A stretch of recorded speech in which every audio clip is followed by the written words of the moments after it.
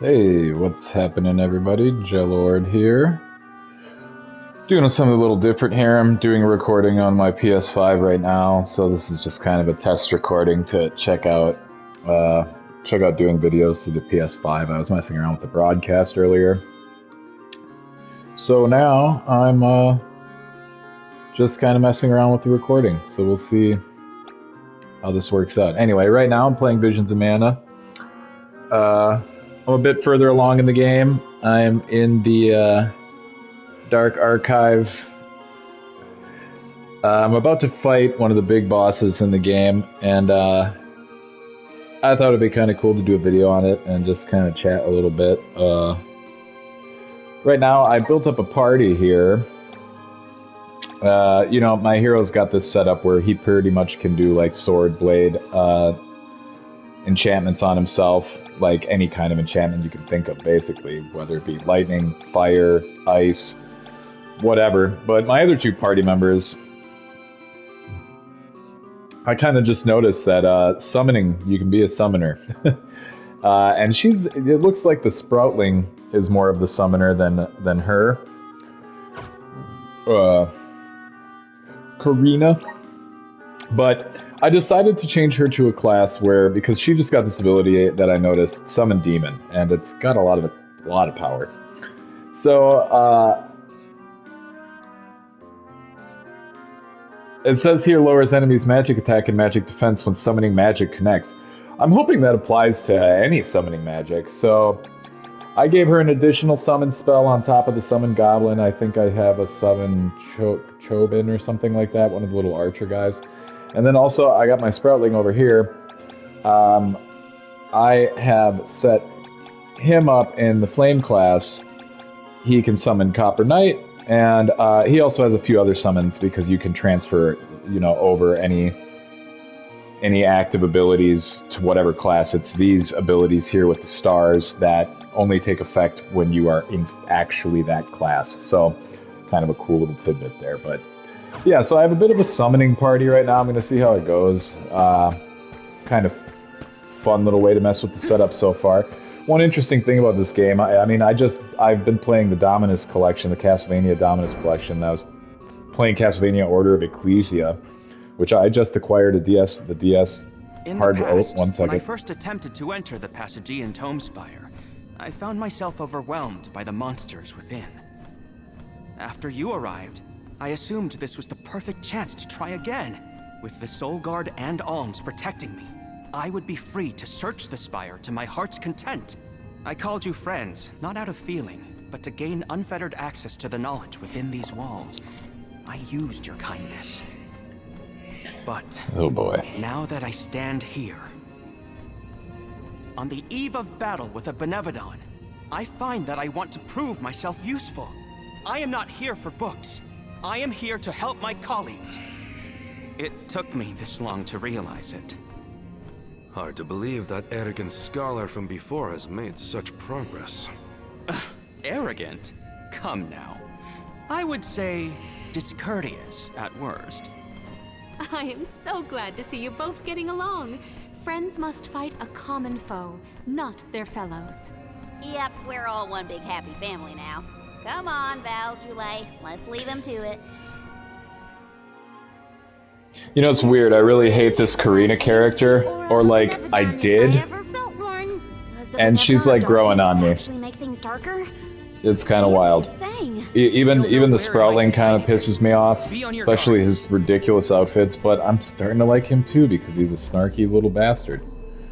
Anyway, this dungeon's super cool. They already had me kind of run through it a bit. I'm interested to see. I want to do a battle. I want to see how my little summon squad does here. Yeah, I was thinking about it before. This very much gives me like Incoming! Kingdom Heart vibes. But I was saying before, I was playing Order of Ecclesia, the Castlevania game, and like I said, I recently got a copy for the DS. And I'm just going to wait for this battle to say what I want to say real quick. Sorry, excuse me. Reason I bring it up is because in this game, every enemy you defeat, there's a chance that they turn into a core stone. And if you collect these core stones, I'm trying to see if... Here we go. These are the core stones I have. They're from all the different enemies, and the bosses always give you one. What's cool about this, it's almost like Dark Souls style with the souls of your enemies. And like Castlevania 2, like, any one of these can be exchanged for an ability, for an ability seed. And the ability seeds are basically abilities that you can acquire through the other classes, but it's a way for you to cross over other characters' classes to your class, if you know what I'm saying. Because most of the seeds I've seen so far are abilities you do acquire within one of the job classes for one of the characters, but the abilities are unique to the characters. So this is a way that you can customize your character with essentially all the abilities in the game. But the reason I bring up Order of Ecclesia and even Dawn of Souls, I think it's super cool when a game gives you the ability to basically get skills from all of the enemies, whether it be one of the abilities that the enemy already has, or just some kind of skill from it. And in Order of Ecclesia, you kill the enemies a lot. Many of them have a chance to drop a glyph that you can absorb that ends up being your weapons and your passive skills and all of that. In Dawn of Souls, every enemy has a chance to give you their soul, which each and every soul has a different classification. It's either like equipped passive, or it's an attack type ability, or it's set to the R button. Maybe it's like a traversal skill, whatever. This is another mechanic that harkens back to Breath of Fire 3 and Breath of Fire 4 even, where it was possible to learn skills from the enemies. In Breath of Fire 3, it was kind of lame because you had to do the examine ability in order to learn the skill. They refined that in Breath of Fire 4 by simply making it so that you just had to guard. And while you were guarding, if somebody hit you with something that your character had the ability to learn, they would learn it. Very cool. It gives a purpose to every enemy in the game. And I think that that's important. It makes you give a shit about the enemies. It makes you give a shit about seeking them out, because you could potentially get an ability that synergizes really well. For instance, in Breath of Fire 4, it was cool because the more characters you have that have the ability to, let's say, cast a basic fire spell, you can combo that up and potentially be dropping like a level 4 fire spell if just a few of your guys has some low-level fire spells available to them, more than one character, let's say. Because in that game, oftentimes each of the characters, they have their designated elements that they don't really stray from. So if you want some kind of fire magic, but most of your stuff is, wind, lightning kind of shit, you'll need to learn that ability on the side, either from a master or whatever. I'm still talking about Breath of Fire 4 here, but I think it's really cool in this game that pretty much every enemy and the bosses have the potential to give you a different ability, a different skill that you can equip on your weapons. And what's even cooler is each of the characters, you go down to abilities, they have different amounts. It starts out, you can equip 2 of them, but you get special unique items for each of the characters that increases how many abilities they can equip, for I think like a total of 10, it might be. It's some crazy number like that. I could look it up in the guide, but I don't feel like it right now.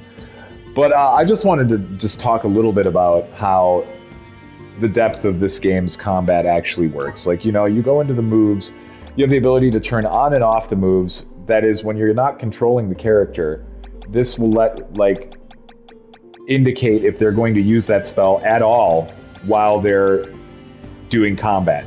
So let's say I'm looking at Karina here. It's like, maybe I want her to primarily just use her summons. I could deactivate all of her other abilities.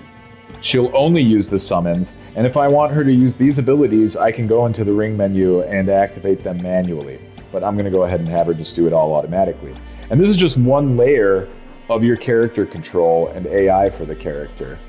Like, you go back, you can go into your strategy, which is something that's been there since the original Mana games, or I should say Secret of Mana, because the original Mana game was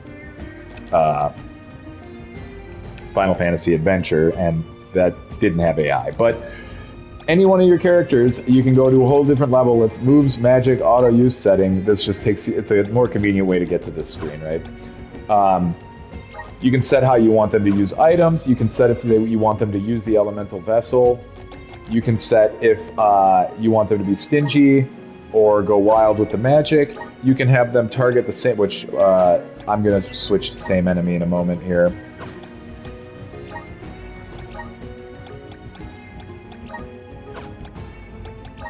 I set it to other enemy because I was doing a challenge at one point where I had to kill all the enemies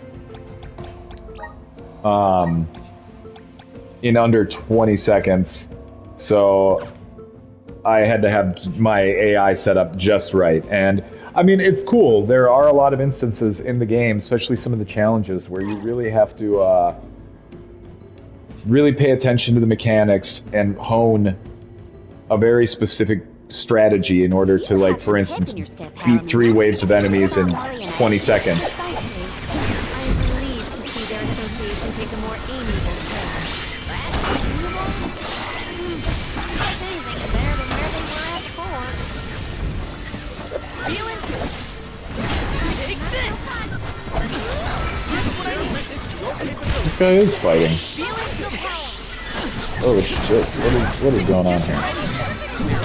Okay, it kind of looking like my guys aren't summoning anybody.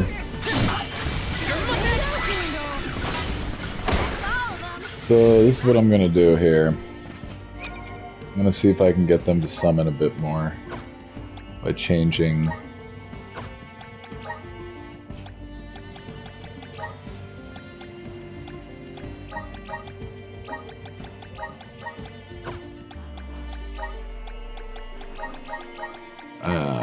I do want him to use the curing spells, so... Okay. And then I'm gonna say...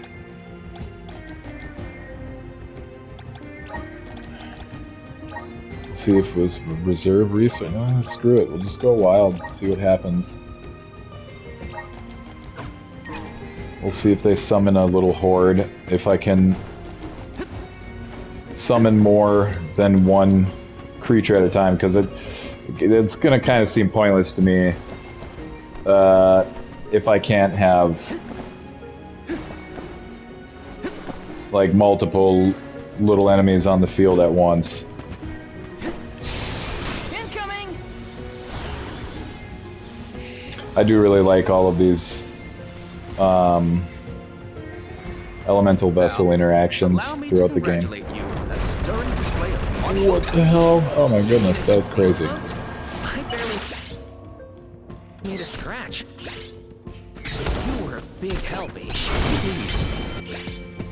Let's see here. I want to do Holy Saber, because the demon's weak against Holy.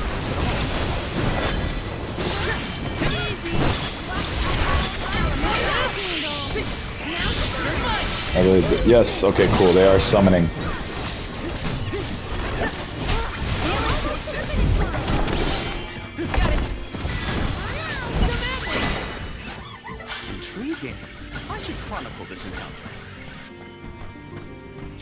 Yeah, it does look like they're kind of blowing through their magic, but whatever.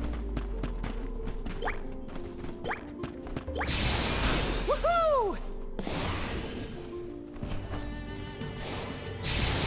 Woohoo! I do really, this is probably the coolest dungeon that I've gone to so far. You know, I don't really get it, like, Square Enix, it feels like since Final Fantasy 15, Square Enix just kind of like stopped doing dungeons. To take down Delafos. As expected, a hero of legend can withstand more than most. He uses his hatred of the goddess to fuel his power. What a sad source of motivation. Incoming! But yeah, I just wanted to let that little story bit play. Thing is, Woohoo! seems like since 15, they just stopped doing dungeons, you know? There wasn't really dungeons to speak of in 16. Or, I'm sorry, 16. Yeah, there wasn't dungeons in 16 either. But it seemed like it started in 15. Consider yourself lucky. I didn't go all out. Because Final Fantasy 13 definitely had dungeons, right? Or what could something that could be perceived as a dungeon. Anyway, I feel like Final Fantasy 12 was the last game that had any really meaningful dungeons in it, but some of that was overkill if you were trying to do the post-game stuff. But like, that game had awesome dungeons, if you ask me. But 15, no dungeons, and I get it. It's supposed to be a road trip, whatever. The world was pretty big, but I still think there should have been dungeons, and no dungeons in 16. My point being, role-playing games should have dungeons. At least I think so. And I mean, hell, maybe it's old. Oh no, maybe I'm old-fashioned for thinking that role-playing games should have dungeons. But all of this stuff originated from Dungeons and Dragons, and one of the operative terms there is dungeons. So it's like, I really feel that there should be like a return. Oh my god. A return to form for Square Enix. I think it's definitely time. They had their fun, they tried all the things. And one of the things is, like, I was starting to get worried as I was playing through this game. Hard to say.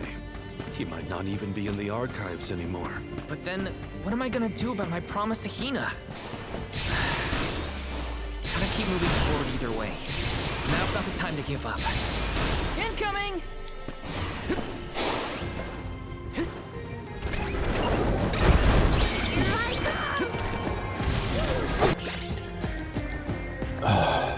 Is he casting a fire spell? I thought I deactivated all the... Lumina! It's hot! Just what I need! You're mine!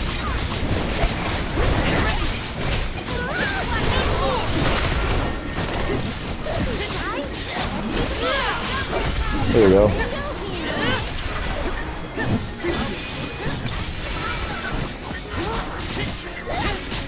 I kind of get the feeling that they can only cast one summon at a time.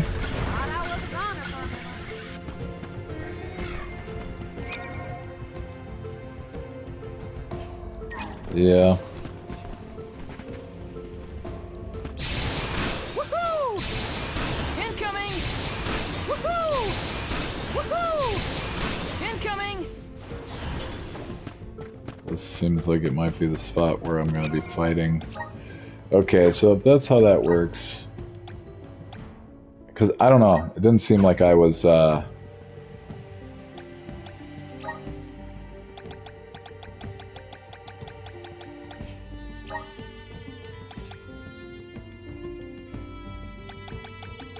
Let's see, we'll go with that, and we'll go with... I'm just gonna have one, whatever I think Copper Knight's probably the strongest summon I have available, until I can kind of take a look and see. I suppose I could check on my phone here. I'm gonna keep Summon Ghost though. Let's see here. Can you summon more than one monster in Visions of Mana?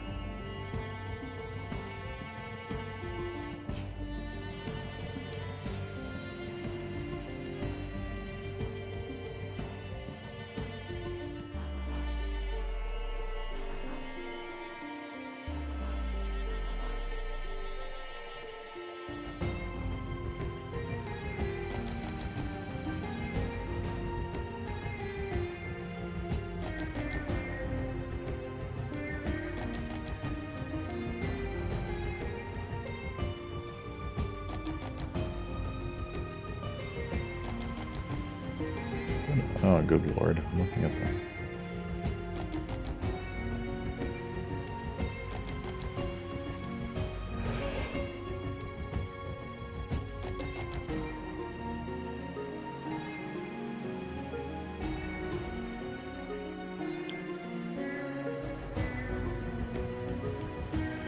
That's funny.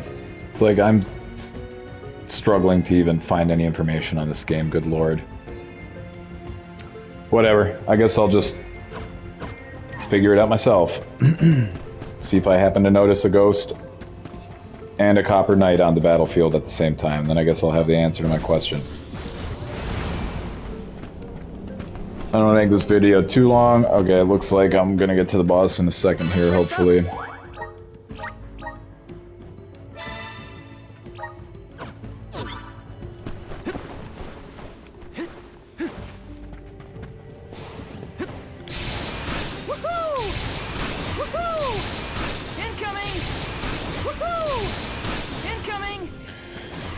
Yeah, it's really a shame that they shut the studio down, like, immediately upon the completion and release of this game.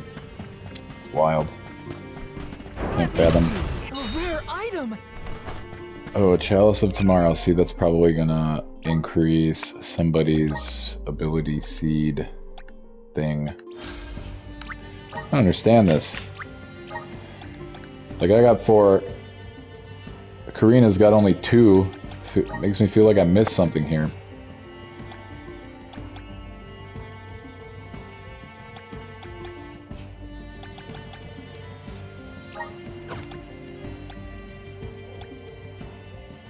He's not fire anymore, is he? Sure.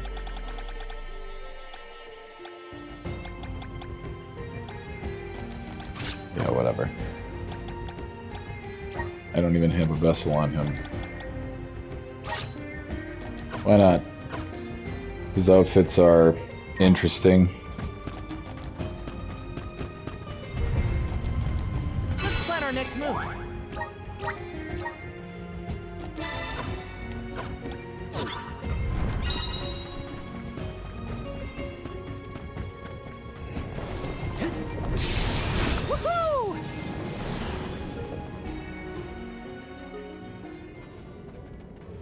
We have arrived at the top tier of the spire. Okay, so where's the Benevodon? All I see is a lot of nothing. Strange. This area looks different from the archival descriptions I've read. See that large stone tablet over there? If I remember correctly, and I do, there was no mention of this being broken. Maybe the Benevodon broke it after it was set free? The rooms on the left and right seem to have something to do with this. As with the entirety of the archives, this tome spire is governed by the powers of the Elemental of Darkness. Perhaps the vessel may be of some use to us? Might as well find out. Not like we can fight a Benevodon that isn't here. Okay, they're gonna hit me with another Which way puzzle should we before go?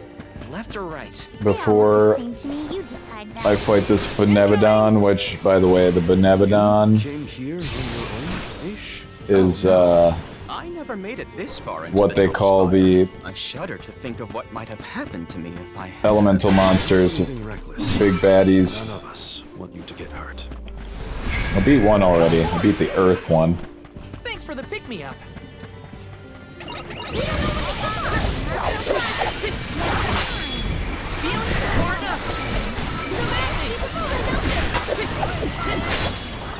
Just what I need. Mary.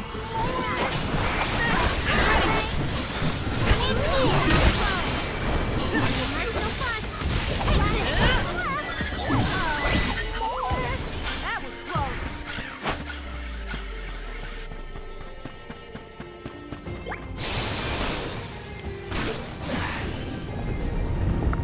Woohoo! Look at that stone thingy go. Now we just gotta do the same to the other one. Let's give it a That's try. right. Okay. Incoming! Woohoo! Oh shit. Oh no.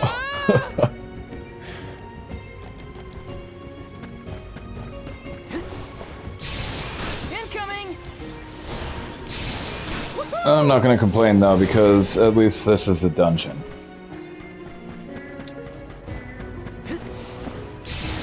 Incoming! I hope that after losing all the money, Square Enix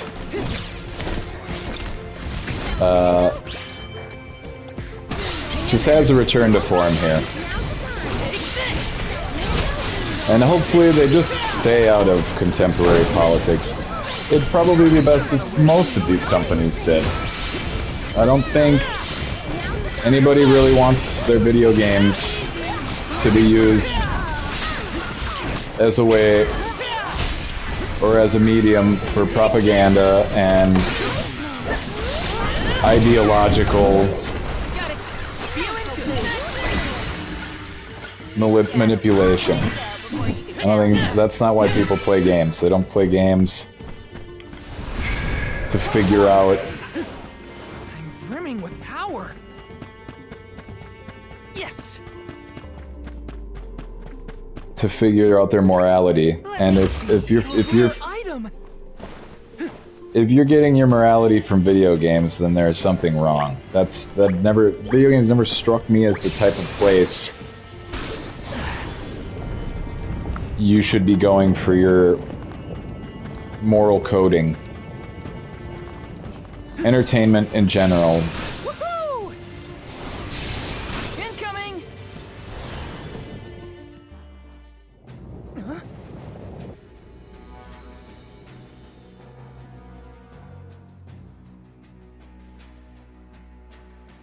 Yeah, alright, let's see what this thing's like. For one to gain knowledge, another must forfeit it. Interesting. That's not really... Loss for one. Achievement for another. Benevodon of Darkness. Zabel Far, I presume. Seekers of wisdom. Darkness will return you to the void. Sick. I don't know what this is about, but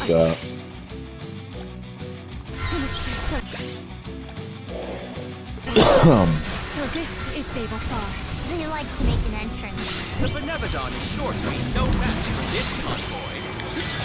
The Vessel of Darkness may provide some insight you need to the walls of the world.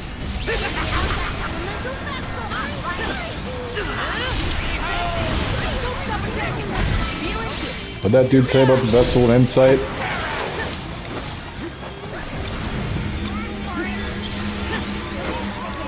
Don't hold back, everyone. This guy's pretty easy so far.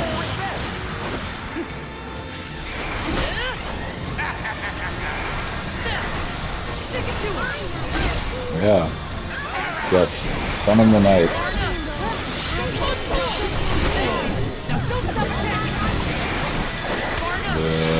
Just gonna obliterate this fool. Okay. Wait. 1, 2, a third head? Oh man. This is kind of a weird boss. But let me guess, they're gonna come back. Uh-huh. I don't know.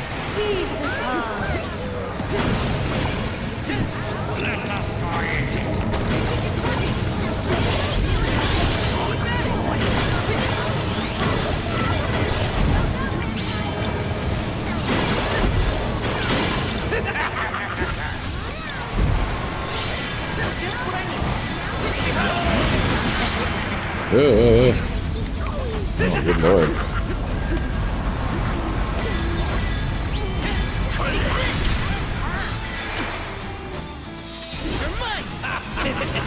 The dark abyss will Yeah. That's kind of awesome.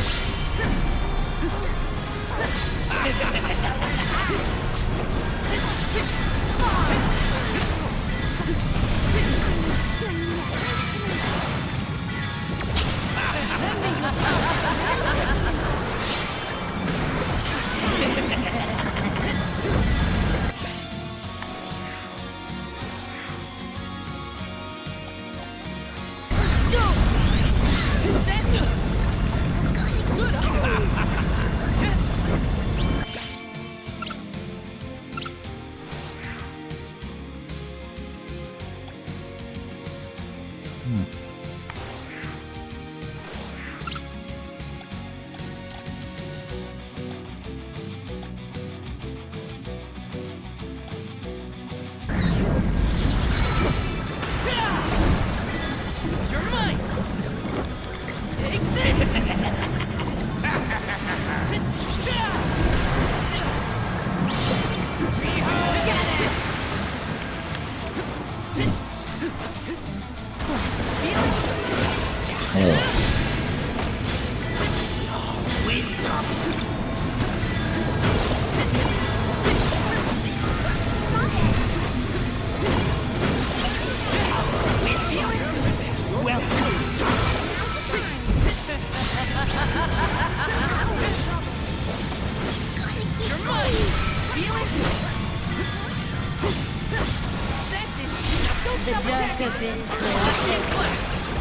Right in your face. Money shot, bitch. All three look injured. We can do this. Don't waste time. Press your advantage now. You're mine. Yeah. It's a bubble up. Nicely done. Well, let's see here. We'll just do one of these. Finish this asshole off.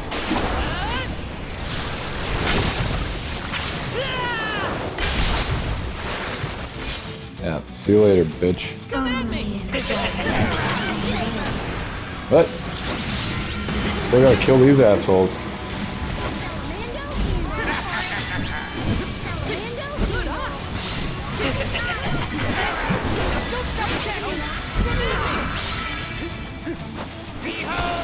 You better not revive the main head, I'll be pissed. Ugh. Eat an ass. Oh, come on, you fuck. Die! There we go.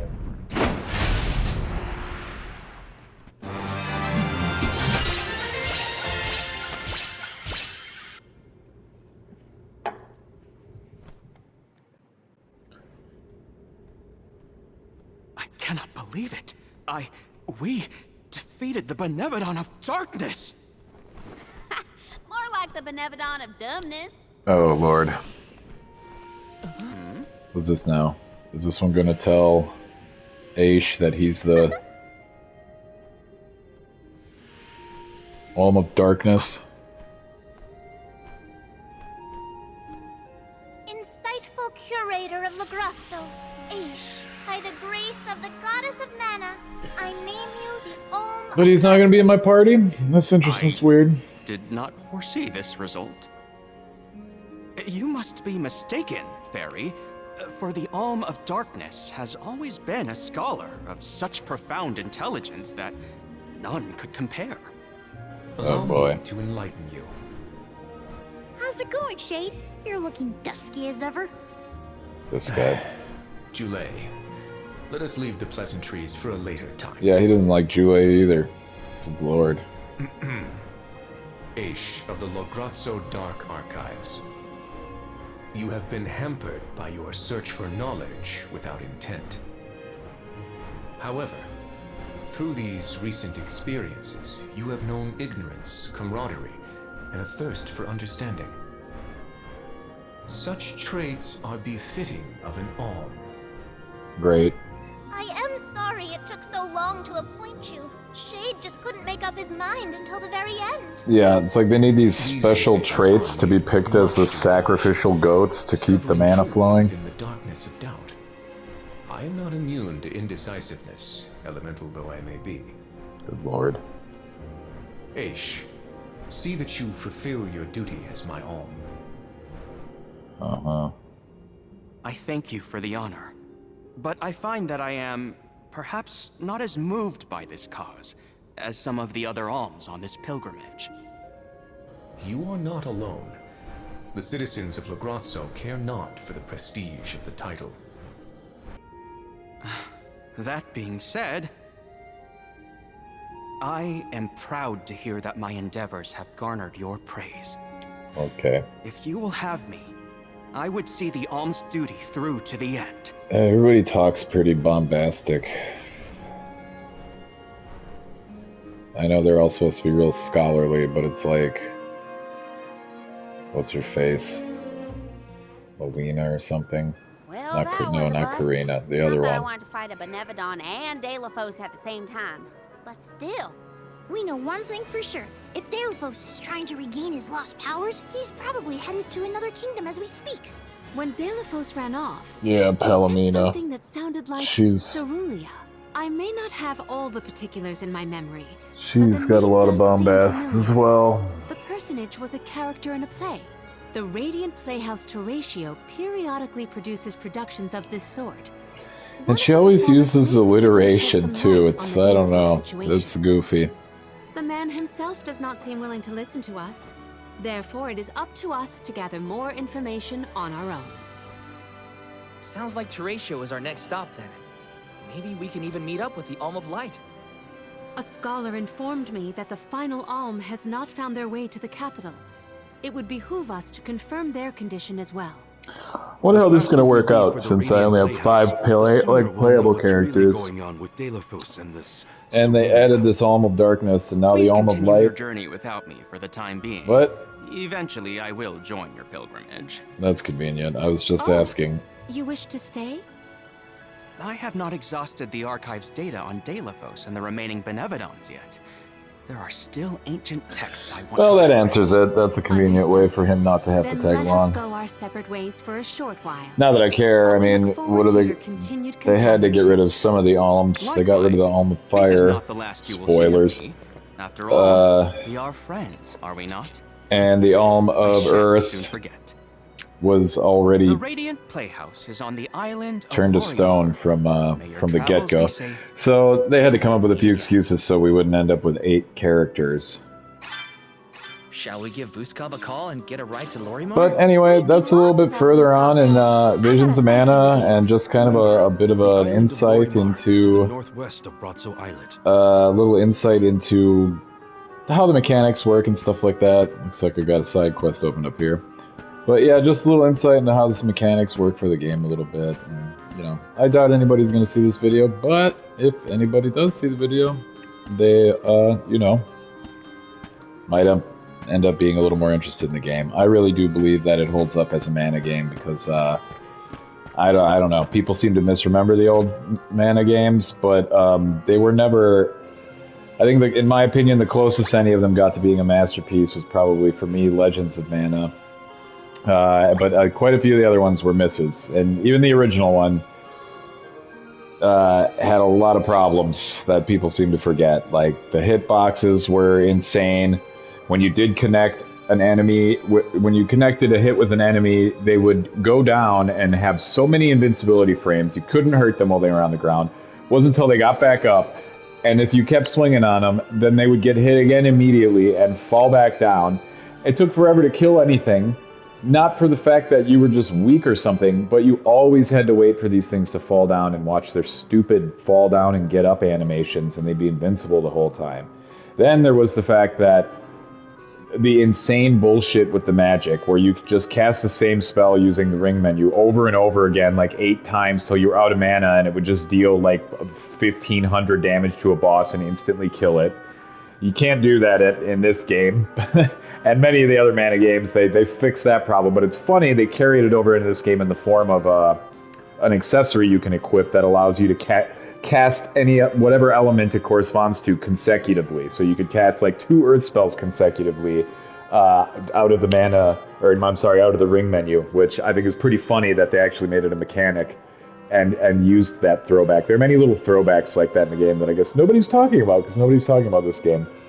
But yeah, and another problem with the original Secret of Mana was the charged attacks. I think, yeah, sure, you could charge up your weapon maybe 3 times tops, and Secret of Evermore realized that and fixed the problem. But in the original Secret of Mana, how often, even if you were an avid player, how often were you able to get off a full 8-bar charge attack on an enemy? Let alone, let's say, the Mana Beast at the end, okay? Like, that shit wasn't happening. It was a stupid ass... It was stupid. The mechanics in that game were stupid, but I'll tell you what was awesome about that game. The music was incredible. The sprite work and pixel art and everything was incredible. And the story was cool. It was a cool story. And flying around on Flammy in Mode 7 was awesome at the time to behold. All of those things, cool. The character designs, cool. Boss designs, cool. That was a game where the artistry really carried it. And even though it had many technical flaws, it was still a beautiful game. It was an amazing game. It still stands out as an amazing game. Not to mention the other thing that really made it stick out for everybody was the fact that it was 3-player. A 3-player, full-blown RPG adventure with super shitty hit detection and invincibility frames. But, nevertheless, still an awesome game. It was just some aspects disappointing. Like why master a weapon up to the 8th level to get the 8 levels of charge out of it when you're never going to land that shit? I digress. My point is, the mana games were never all that awesome. And I will admit, I haven't played through Seiken Densetsu 3, and I haven't played through the remake Trials of Mana. I do have it. I just haven't gotten around to it. It's in my backlog. I think once I finish Visions of Mana here, I'm going to jump in and do Trials of Mana. I also have the Mana collection, so I'm going to go in there and beat the original Super Nintendo version of that as well. I'm not sure if I'm going to do that first and then Trials, or the other way around for funsies. I don't know. But that's two games that I'm going to go through. Because a lot of people say Trials is their favorite Mana game at this point. I wonder if they played the others. Who knows? A lot of people didn't really like the remake of the original. I like it. The remake of Secret of Mana. The funny thing is they didn't fix any of the problems with the game. Somehow, it's like they overlaid just new graphics over the original engine and just went with it. It's wild, but either way, whatever. I will get around to playing Trials of Mana, but I'm going to say right now that none of the Mana games were ever none of them were show-stopping, awesome, blow-you-away style games. For me, Legends of Mana was, but there were things about that game people didn't like. People didn't like the whole collecting those artifacts and then placing locations on the map. They didn't really like the way that the game unfolded. They wanted it. It wasn't really a traditional kind of RPG adventure. It was like a bunch of episodical adventures that you'd party up with different characters that the second player could control, which was cool, but kind of also a bummer because the second character didn't really have a dedicated, or the second player didn't have really like a dedicated player that they could build up like you could in the original Mana game.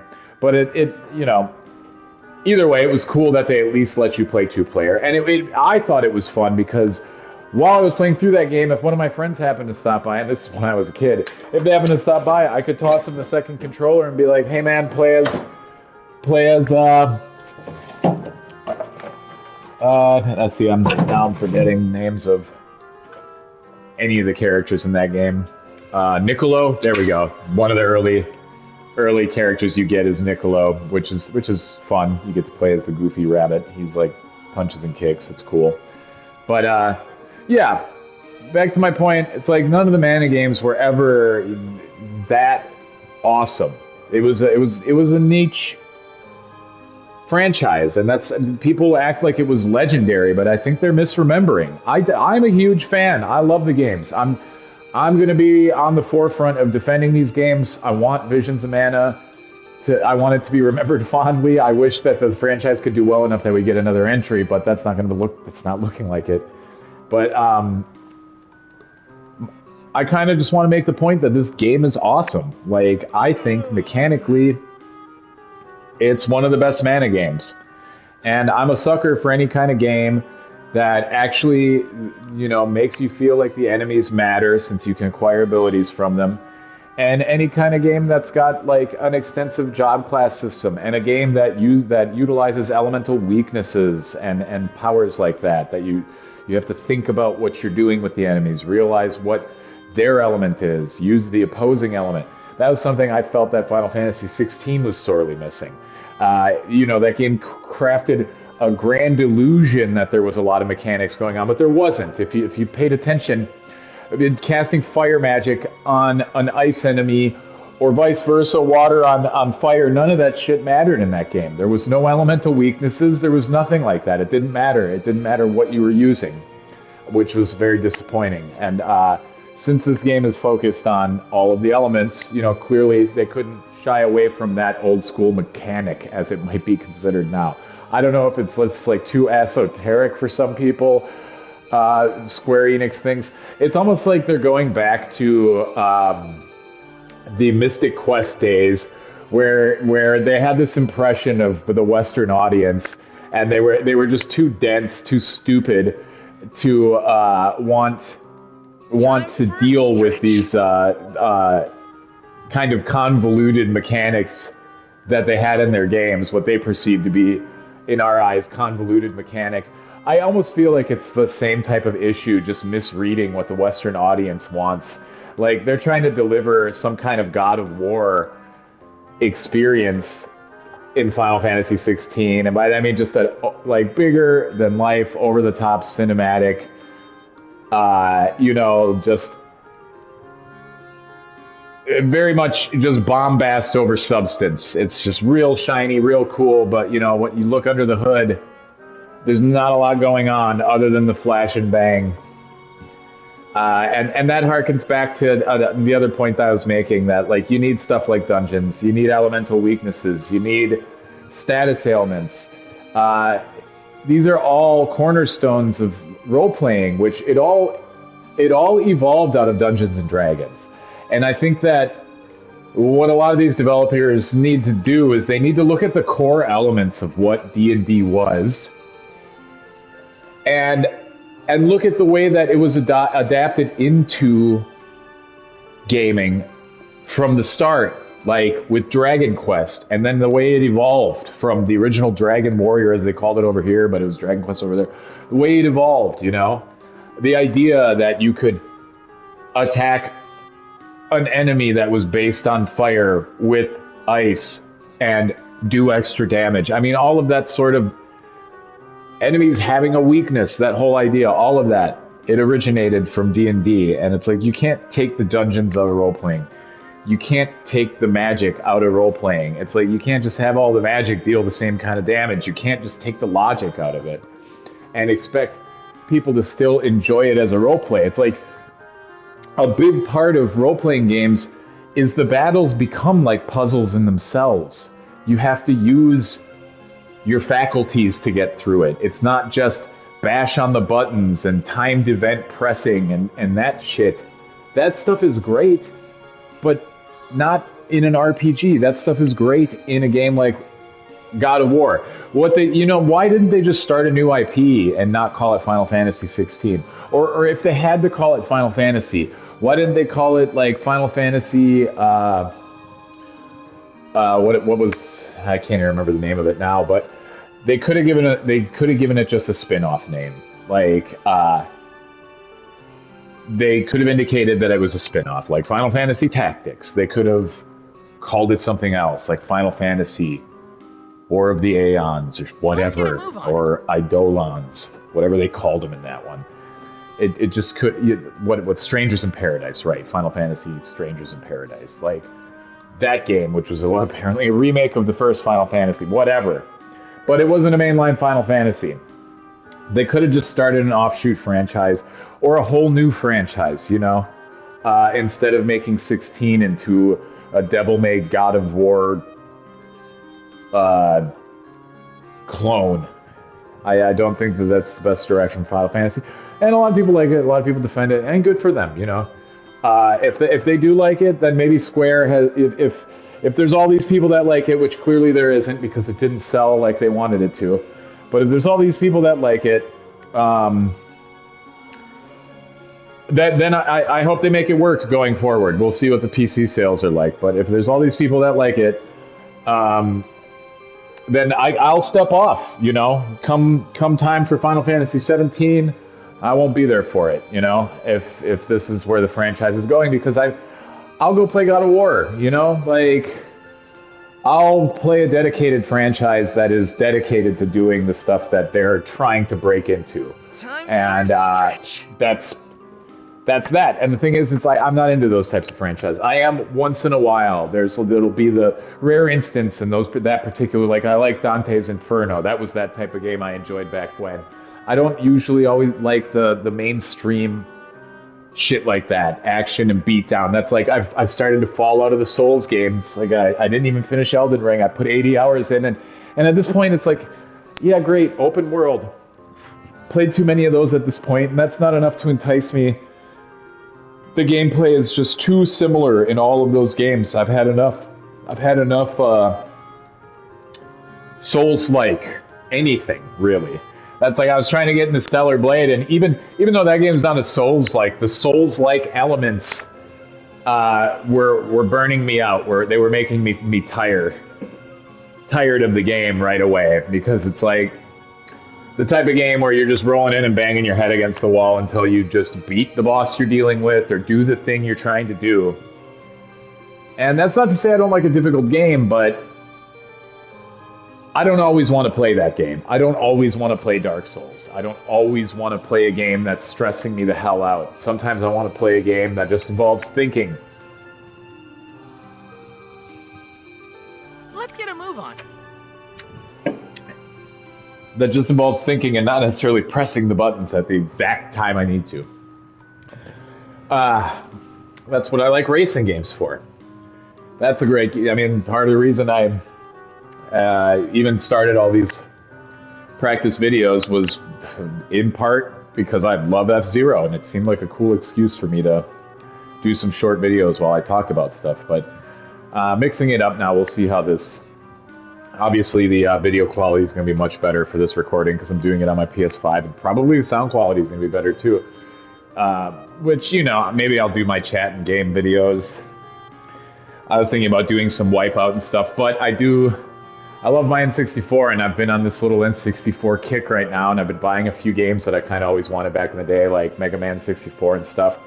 I did play through Legends, but I love Mega Man so much that I wanted to just play through Mega Man 64 to see what the graphical differences were like, to experience the game using the N64 controller, and just playing it on that system, that hardware. You know, there's just a certain feel to all the different hardwares, and it's fun to play some of the ports. Like, I get a kick out of playing Tomb Raider on the Sega Saturn, you know, like, or Wipeout, or just any port on the Saturn. I love it. Even if it's considered an inferior port, I still have a blast doing it because it's the damn Sega Saturn.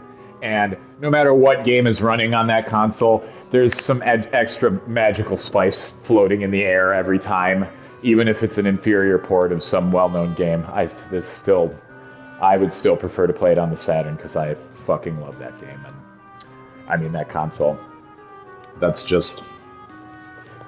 I've been playing Baroque on there. Awesome old school roguelike first-person dungeon crawler, which is one of my favorite. I love Kingsfield.